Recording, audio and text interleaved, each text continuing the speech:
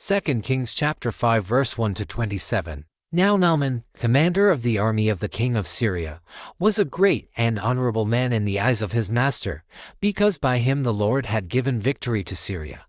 He was also a mighty man of valor, but a leper. And the Syrians had gone out on raids, and had brought back captive a young girl from the land of Israel.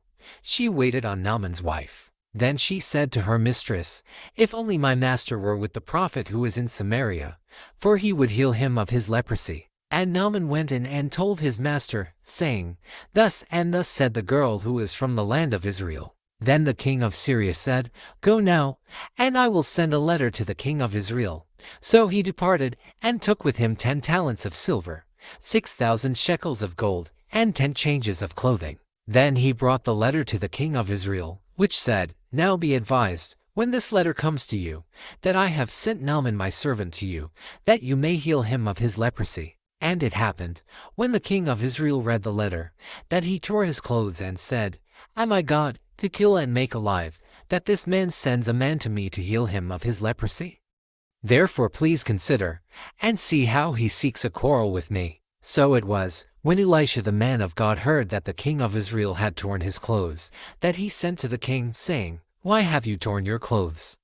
Please let him come to me, and he shall know that there is a prophet in Israel." Then Naaman went with his horses and chariot, and he stood at the door of Elisha's house. And Elisha sent a messenger to him, saying, "Go and wash in the Jordan 7 times, and your flesh shall be restored to you, and you shall be clean." But Naaman became furious, and went away and said, "Indeed, I said to myself, he will surely come out to me, and stand and call on the name of the Lord his God, and wave his hand over the place, and heal the leprosy. Are not the Abana and the Pharpar, the rivers of Damascus, better than all the waters of Israel?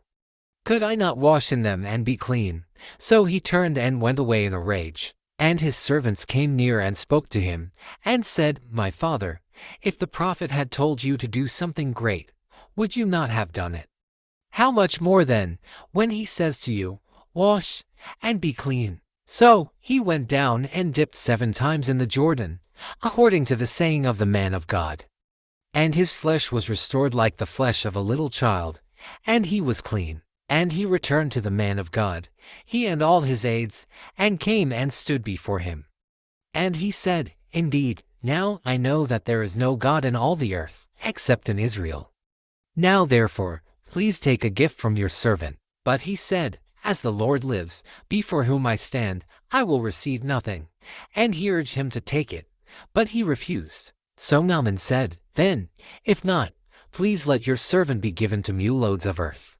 For your servant will no longer offer either burnt offering or sacrifice to other gods, but to the Lord. Yet in this thing may the Lord pardon your servant, when my master goes into the temple of Rimmon to worship there.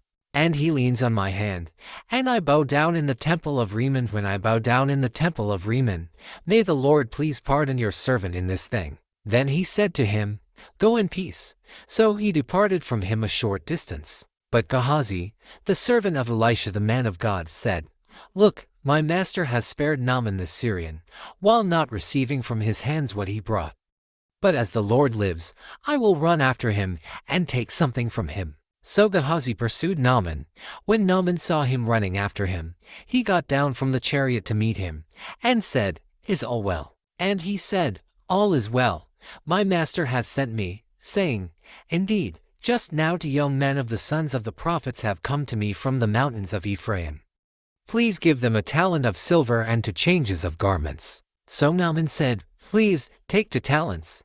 And he urged him, and bound 2 talents of silver into bags, with 2 changes of garments, and handed them to 2 of his servants, and they carried them on ahead of him. When he came to the citadel, he took them from their hand, and stored them away in the house. Then he let the men go, and they departed. Now he went in and stood before his master. Elisha said to him, "Where did you go, Gehazi?"